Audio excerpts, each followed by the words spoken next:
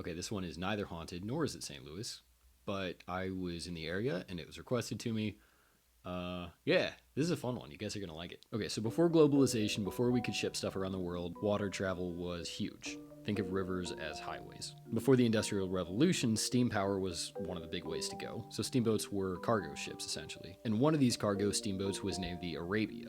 You might already know where I'm going with this. The Arabia was built in Pennsylvania in 1853, and it soon became a regular on the Missouri River. It's important to note that there were passenger steamboats at the time. The Arabia wasn't one of them. For the most part, it spent its time with all the other steamboats across the country, chugging its way up and down the river with a wide range of cargo, victim of nothing too far out of the ordinary.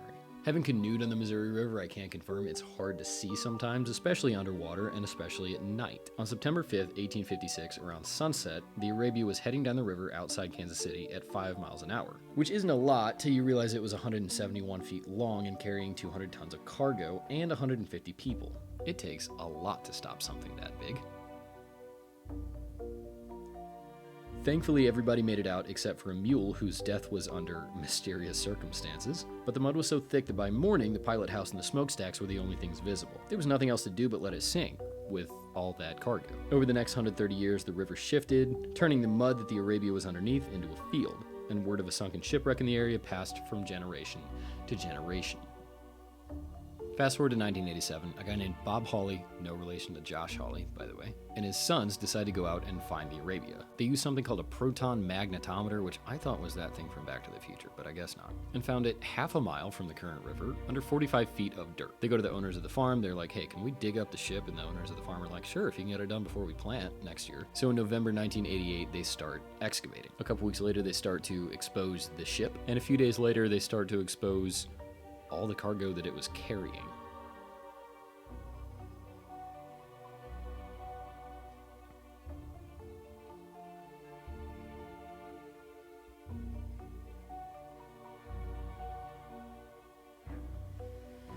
The spot where the Arabia was has been turned back into a field. In 1991, the Arabia Steamboat Museum was opened in the Kansas City River Market. It's owned and operated by the people who excavated, and according to Wikipedia, it claims to own the largest single collection of pre-Civil War American artifacts anywhere. And if you go check this place out, which I recommend you do, that claim is hard to argue with. And despite everything you've seen in this video so far, they're still preserving stuff.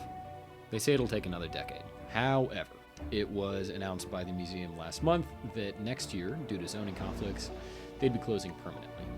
They're still taking bids on where to put the collection, but go show these guys a lot of love while you still can.